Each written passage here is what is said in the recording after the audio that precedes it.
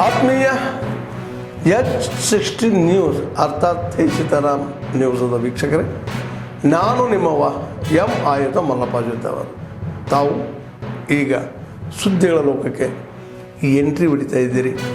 ಈ ಸುದ್ದಿಗಳನ್ನು ಪ್ರತಿಯೊಂದು ನೋಡೋ ಜೊತೆಗೆ ನಿಮ್ಮ ಅಭಿಪ್ರಾಯಗಳನ್ನು ಹಚ್ತಾ ಇರಿ. ಯಾಕಂದರೆ ಈ ಸುದ್ದಿಗಳು ನಿಮಗಾಗಿ, ನಿಮ್ಮ ಬದುಕಿಗಾಗಿ, ನಿಮ್ಮ ವಿಚಾರತೆಗಾಗಿ, ನಿಮ್ಮ ತಿಳುವಳಿಕೆಗಾಗಿಯೂ ನಿಮಗೂ ಗೊತ್ತು.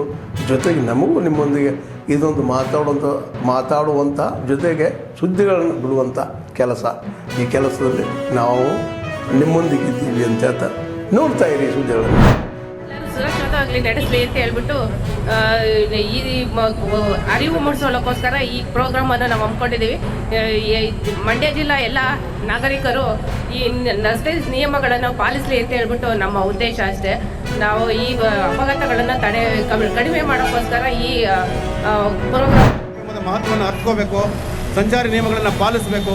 ತಮ್ಮ ಜೀವ ಅಮೂಲ್ಯವಾದದ್ದು, ಅದಕ್ಕೆ ಬದಲಾವಣೆ ಇಲ್ಲ. ಹಾಗಾಗಿ ಜೀವ ರಕ್ಷಣೆ ಅತ್ಯಂತ ಅಮೂಲ್ಯವಾಗಿರೋದ್ರಿಂದ ಸಂಚಾರ ನಿಯಮಗಳನ್ನು ಪಾಲಿಸ್ತಾ ಸುರಕ್ಷಿತವಾಗಿ ರಸ್ತೆಯಲ್ಲಿ ವಾಹನಗಳನ್ನು ಚಾಲನೆ ಮಾಡಬೇಕು ಅಂತೇಳಿ ಈ ಒಂದು ಸಂದರ್ಭದಲ್ಲಿ ಎಲ್ಲ ಸಾರ್ವಜನಿಕರಲ್ಲಿ ನಾನು ನಮ್ಮ ಇಲಾಖೆ ಪರವಾಗಿ ಮನವಿ ಮಾಡ್ತೀನಿ. कि गले में पहिया कौन डालते थे मेरे मित्र, आप और वो साथ साथ थे और आरोप हम पे लगाए जा रहे हैं. आप किसानों की बात कर रहे हैं माननीय अध्यक्ष महोदय. मैंने कृषि मंत्रालय संभालने के बाद लाल किले की प्राचीर के सारे प्रधानमंत्रियों के भाषण सुने. मैं ये जानना चाहता था कि किसानों और खेती के बारे में किस प्रधानमंत्री जी ने क्या क्या बातें कही. मुझे जान के आश्चर्य हुआ. स्वर्गीय पंडित जवाहरलाल नेहरू जी, जिनका मैं बहुत आदर करता हूं, लेकिन किसानों के मामले में 49 से लेके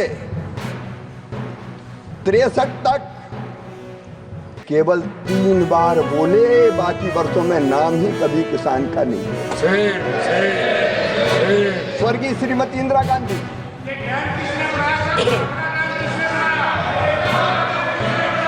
स्वर्गीय राजीव गांधी जी, किसान की चर्चा होती तो लाल किले की प्राचीर से नाम लेते. लेकिन भारत के यशस्वी प्रधानमंत्री नरेंद्र मोदी जी ने 2014 में 6 बार, 2015 में 23 बार, 2016 में 31 बार, 2017 में 20 बार, 2018 में 17 बार, 2019 में 17 बार, 2020 में 17 बार किसान किसान किसान किसान का नाम लिया. किसान का कल्याण भारतीय जनता पार्टी की जड़ों में है, भारतीय जनता पार्टी के खून में है. की जरूरत पड़ेगी. बंगाल के माननीय सदस्य कह रही थी ट्रैक्टर नहीं है किसान के पास, फलानी चीज नहीं किसान के पास.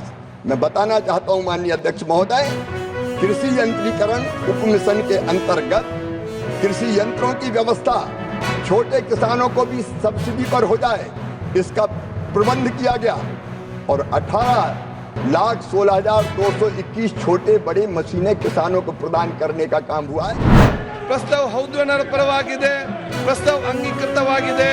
ನಿಮ್ಮೆಲ್ಲರೂ ಕೂಡ ವಿಶೇಷವಾದ ಮನವಿ ಮಾನ್ಯ ಸದಸ್ಯರಾದಂತಹ Doddanaga H Patil, Ashoknath CA, SR. Patel, BA. Basavaraj, MR. Patil, Chennabasava Kenni, B. Suresh Gowda, Umanath Kotian, Sharan Salaga, doctor Shaila Beldale, CK. Ramamurthy, Yashpal Swarna, Harish B, doctor Bharath Shetty Y, Munirathna, Basavaraj Mattimud, Dheeraj Muniraj ಮತ್ತು ಡಾಕ್ಟರ್ ಚಂದ್ರ ಲಮ್ಮನಾಥ ನಮ್ಮೆಲ್ಲರ ಕಲಕಲ ವಿನಂತಿ ಏನಂತ ಹೇಳಿದ್ರೆ ತಾವು ಸದನದಿಂದ ತಕ್ಷಣವೇ ಹೊರನಡಬೇಕೆಂದು ನಾನು ಕೋರುತ್ತೇನೆ.